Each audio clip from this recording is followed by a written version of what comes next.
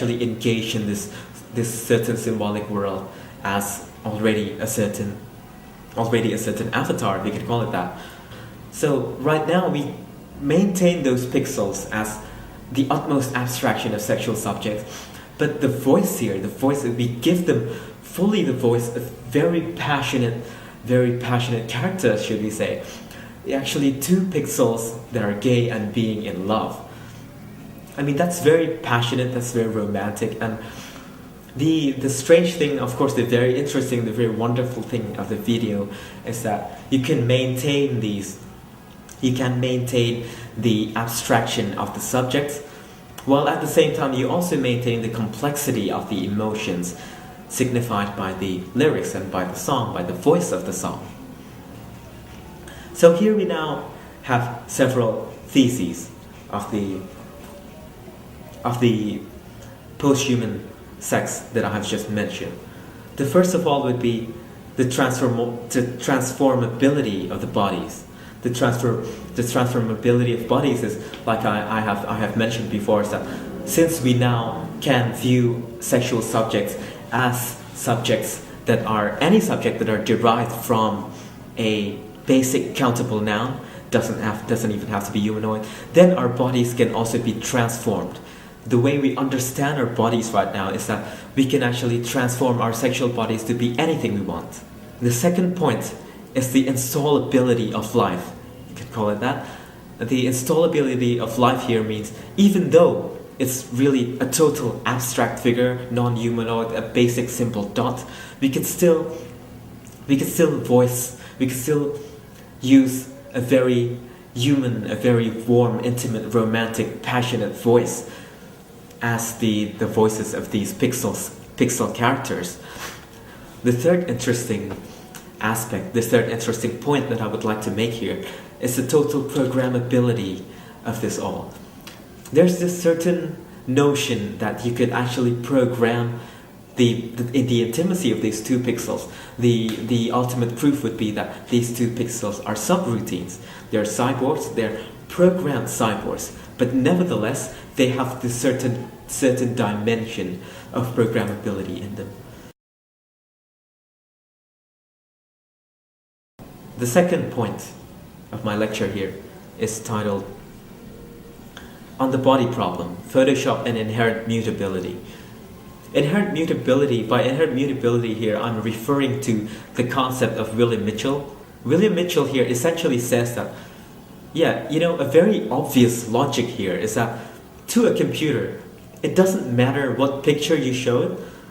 It basically treats it the same way, whether you show a masterpiece photography or some scribbles done by a 5-year-old in MS Paint.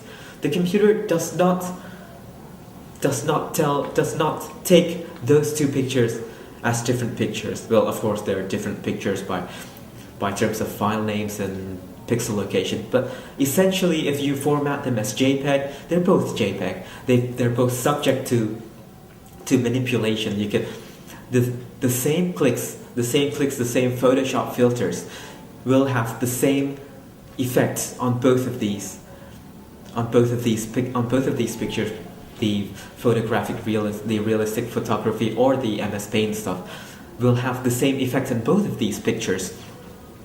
So the computer does not tell this minimum realistic difference. There is none of that in a computer, since it only operates basically on the level of the pixel. The point is that these pixels here are basically the same from photos and these MS Paint. And what does this have to do with us?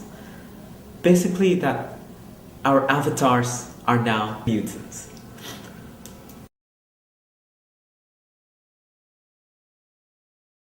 Okay, now that we have learned that our understanding of our body is contingent with the technologies that we are involved in using right now. So the next question would be, if our bodies are affected by these kinds of new technologies, then it must mean that our gender, our sexuality is also affected by these new technologies. And yes, and that is what I'm going to talk about in this third lecture. We have discussed a little bit about the inherent mutability, about our understanding of the body and so on. So now let's talk about psychoanalysis a little bit. I won't delve too deep on Lacanian theories and so on, but let's just talk about it in a brief way. If you remember psychoanalysis at all, you probably remember that the apex of the nightmare of psychoanalysis, of Freudian psychoanalysis, is the castration complex. So basically, people are afraid that they will lose the penis, the phallus here, and then comes a natural proof of this, which means that if you look at the old forms of artworks and literature and horror stories, you're going to notice that basically all kinds of the evildoers, all kinds of the baddies there could always be traced back to the feminine.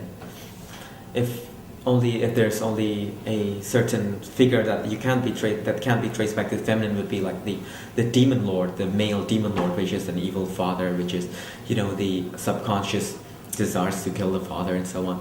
But the essential thing about this is that there are numerous feminine figures in the past that are always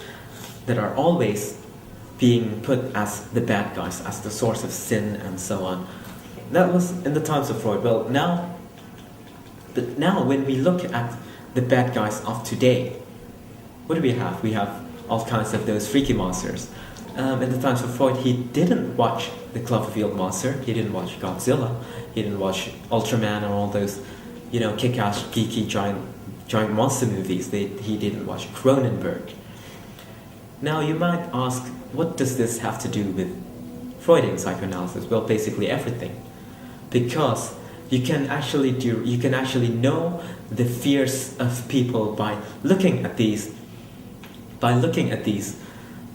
bad guys in the contemporary artworks, the contemporary pieces of art, films and so on.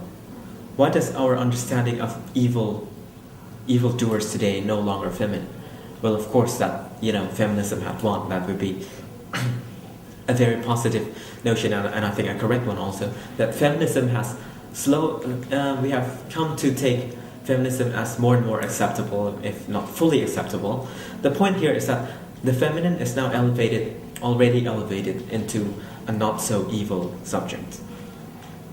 So who are the evil subjects now? Why are all of these monsters evil?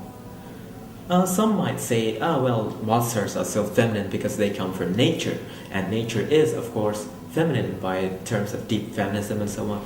But no, I would claim that these monsters are not evil because of feminine. Even Godzilla, who is a mother, is not evil because she is a mother. She's evil because she is precisely a mutant. That is why she is evil. That is why the Cloverfield monster is evil. That's why Baltan Seijin from Ultraman is evil. That's why a lot of these monsters today is evil. That's why Magneto is evil and so on.